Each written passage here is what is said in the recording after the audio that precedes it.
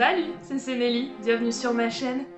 Et on continue Halloween avec un petit accessoire bien dégueu et plutôt facile à faire. Ça vous dit de perdre un œil? Si vous voulez voir comment je l'ai fait et ce que ça rend une fois mis en scène, restez jusqu'au bout de cette vidéo.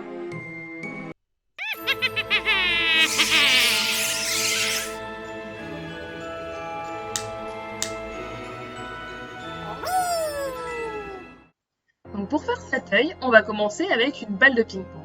Et cette balle de ping-pong, on va venir la peindre en blanc. Pour cela, j'utilise de la peinture en spray. Et je vais mettre un rouleau de papier toilette pour faire tenir la balle.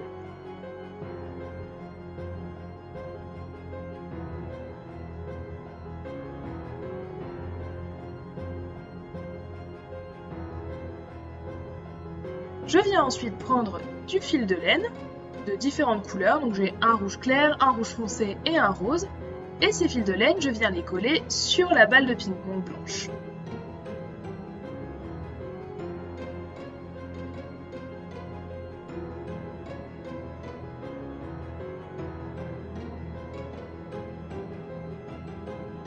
Une fois que tout est bien collé, on va passer à la peinture de l'iris de l'œil. Pour cela, je prends plusieurs couleurs. Je prends du marron, du rouge, du blanc et du noir. Et je vais commencer par faire la forme principale. D'ailleurs, j'ai dit iris, mais on dit pupille. L'iris est une partie de la pupille, d'ailleurs. Bon, l'anatomie, c'est pas mon truc. Et j'essaye de faire plein de petits détails pour essayer de donner un côté réaliste au dessin.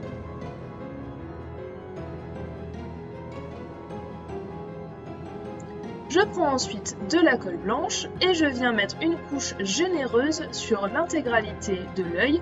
Ça va venir nous faire une couche protectrice et lisser le tout.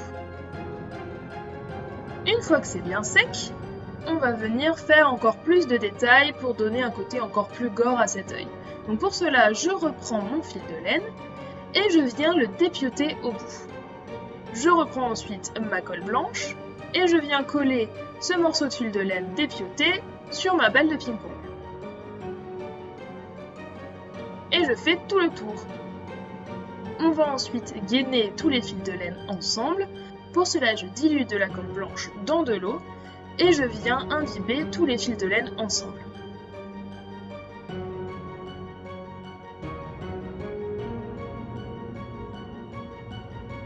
Pendant que ça sèche, on va venir s'occuper de l'orbite de l'œil. Pour cela, je prends du latex et un peu de farine blanche, donc la farine vraiment ordinaire, et je viens faire une pâte de latex. Donc je mets de la farine petit à petit dans le latex jusqu'à obtenir une texture qui me plaît. Il faut que ce soit le plus lisse possible.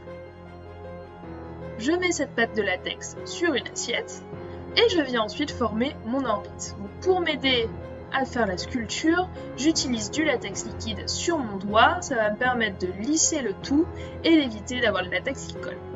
Une fois que tout est bien sec, on va venir décoller délicatement le latex.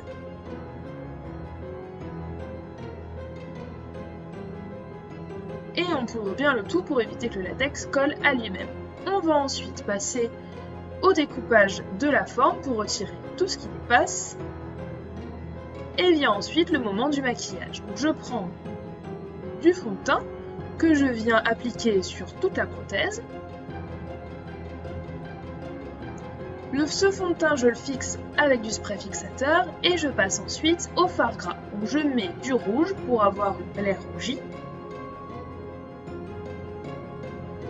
J'y rajoute également du marron pour donner des nuances de couleur. Et je n'hésite pas à changer d'outil, histoire d'avoir tous les petits creux et toutes les bosses. Je mets ensuite du noir à l'intérieur de la plaie et j'en rajoute un peu autour. Je viens coller mon œil dans l'orbite avec de la colle chaude. Et pour ajouter un peu plus de gore à tout ça, je prends du sang coagulé qui est un petit peu trop dur, que je viens malaxer et placer à l'intérieur de l'orbite.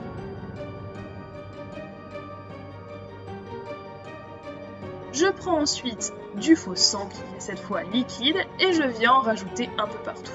Et je fixe le tout avec du spray fixateur. Pour Pour éviter d'avoir à se mettre du latex sur le visage, j'ai décidé d'utiliser un élastique pour pouvoir placer la prothèse sur le visage. Je prends un petit élastique blanc que je viens nouer dans la prothèse après avoir fait un petit trou.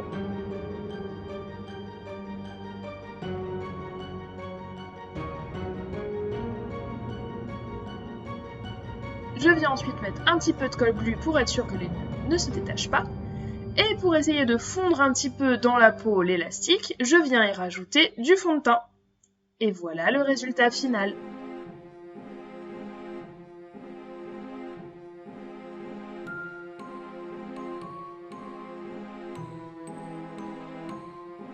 J'espère que cette vidéo vous a plu. Si jamais c'est le cas, n'hésitez pas à mettre un pouce en l'air. Vous pouvez également poser toutes les questions que vous voulez dans les commentaires. Tout ce que j'ai utilisé est listé en barre d'infos. Et si vous voulez plus de tutos dégueux pour Halloween, n'hésitez pas à vous abonner. Sur ce, à la prochaine!